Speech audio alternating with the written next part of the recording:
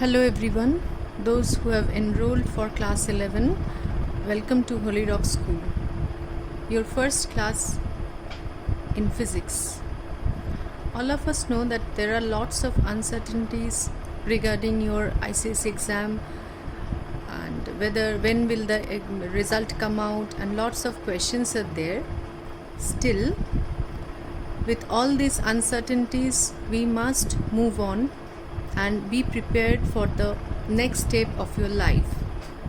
So we must not waste time and continue with our studies.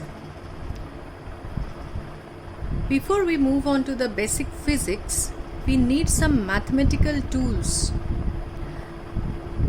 for the next few chapters in physics for class 11 and 12.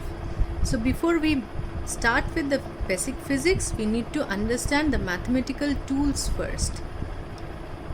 In your book, we'll come across a chapter 0, the mathematical methods, which is very important.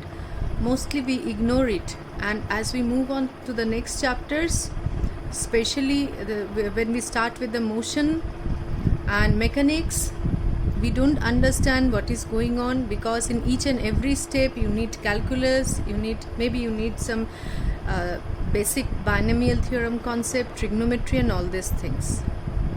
So to begin with the first class in mathematical methods, let us try to understand what are the basic things we need to know in mathematical methods. First of all, there are few mathematical formula related to this chapter 0. Formula related to algebra. There are common identities which I will give you in the Google Classroom, and then there are some binomial theorem which I'll explain along with the class, and then there are some trigonometric identities and angles, ratio of some angles that you have to memorize, that also will be supplied. And the most important part is basic calculus. Basic calculus, two things you have to learn. One of it is differentiation and another is integration. So let us start with differentiation. In mathematics, we will come across the detailed mathematical methods, how we reach to the different formula for differentiation and integration. All this detail we will learn in mathematics. But for physics, first of all, we need to understand what is differentiation and why do we need differentiation, where do we need differentiation. So to understand differentiation, we go back to class 9, one basic graph, S versus T graph. We plot it. We plot the S versus T graph like this. The graph is a straight line passing through the origin. If you remember, the slope of the S versus T graph gives the velocity of the motion. So how did we find out the slope of the motion, slope of the straight line? We took 2 points. We found out the change in y here, delta s versus delta t, and our slope, that is the velocity, is equal to delta s by delta t, used to give us the velocity. For a straight line, the slope is constant. Now when we come to the motion that happens around us, things are not so simple. The motion happening around us, the natural motions, are more complex. So the displacement versus time graph, if we take it like this, displacement versus time graph, if it is like this, we plot s along y-axis and t along x-axis. Then how do we find out the velocity of it? At any point we find out, in class 9 we have studied, we can find out the velocity by drawing the tangent at that point. At this point the velocity is can be found out by drawing the tangent. At this point the velocity can be found out by drawing the tangent. Similarly for this point. So this much knowledge we are having. Now how to find out the tangent or slope at this for a particular time interval. Let's say this is the time interval. This small time interval is denoted by delta t, and correspondingly the small interval in displacement is given by delta s. Hence the slope of this part is given by delta s by delta t. Okay, now if we take this time interval to be so small that delta t tends to 0, then we can write it in this form. If the delta t becomes very small, we can write it as this tends to d, and we write it in this form, ds by dt. Okay, so if the time interval becomes too small, almost tending to 0, this thing can be written, del s by del t can be written as this form. So del s by del t was our velocity, this still remains our velocity. This del s by del t gives the velocity at a particular very small instant. So this is your instantaneous velocity that we get from this ds by dt. Okay, so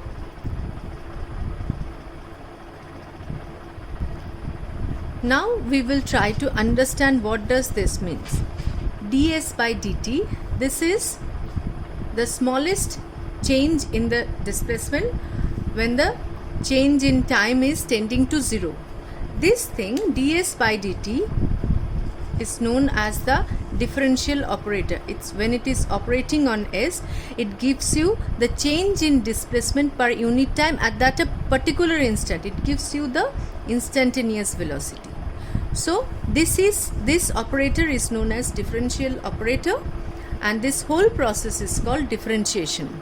So this is where the basic differentiation in physics starts, where we apply the differentiation. So from the displacement versus time graph, this differentiation, if we differentiate the displacement with respect to time, we get the instantaneous velocity, and this is equivalent to drawing a tangent at that point. Okay, so ds by dt, we call this operator as d dt of s. This d dt is your operator, differential operator. It's similar to this plus, minus, division, multiplication. These are the operators. Similarly, d dt is the operator operating on s. Now how will it operate on s? Suppose, let us go to an example. Suppose the displacement of a particular body is given by s is equal to 4t square plus 2. Displacement has a particular relationship with time. Then we call this as this function, this displacement is a function of time, and it is given by 4t square plus 2. So it will be a complex graph along xy axis. Now for this kind of motion, for this kind of complex motion, if we want to find out the instantaneous velocity at this point, if we want to find out the instantaneous velocity for this kind of complex motion, we'll take help of the differentiation. Okay, so now first thing, is it clear that differentiation means we want to find the smallest variation of this particular function with respect to time or whatever. So we want to find out the smallest variation. That is what differentiation is. Now how to apply differentiation? We have certain standard formula. This formula will be supplied to you, and you can consult any textbook also. The basic first formula we need is, there are standard formulas. The first formula that we need is d dx of x to the power n is equal to n x to the power n minus 1. So how to operate it? Suppose we go back to our basic equation that we are dealing with right now. I said s is complexly related to time. S is equal to 4t square plus 2. Now here s is a variable of t and this function is a variable of x. So instead of d dx, we will write, as it's a function of t, we will change this operator and write it as d dt of s. So we'll look into this function. If it is a function of x, we'll write d dx. If it is a function of u, we'll write d du, and if it is a function of t, it's d dt. And if we operate this and using this formula, what do we get? Step by step I'm doing d dt of 4t square plus 2, and we get d dt. We operate it on the first term, 4t square, then this operation, this d dt we apply on this 2. Now for this term, this is a constant, 4 is a constant, this is a coefficient of t square. We'll take it outside and we apply differential function on t square. Applying this formula, what do we get? N is 2 here, so we write 2 outside, and x n to the power minus 1, that is t to the power 2 minus 1, that is t to the power 1. And this constant, what to do with this constant? Differentiation means actually to find out the smallest variation of a function over a small interval, smallest interval.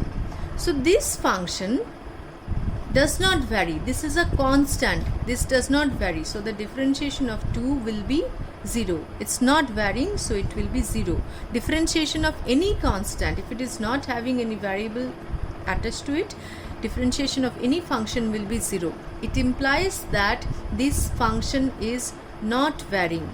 Actually, by differentiation, we want to find out the smallest variation over a small interval. Okay, so the final result is 8t. And what do we get from d dt of s? We get the velocity. So velocity at any time we can get by differentiating, and we reach to this one. Now we can again differentiate velocity and find out the variation of velocity. Means small change in velocity means acceleration. So if we differentiate velocity again, d dt of v, we will get d dt of 8t, and we will get 8 will come outside. And one most important thing, students confused, what will be the value of d dx of x? D dx of x is 1. You can apply the formula and find out.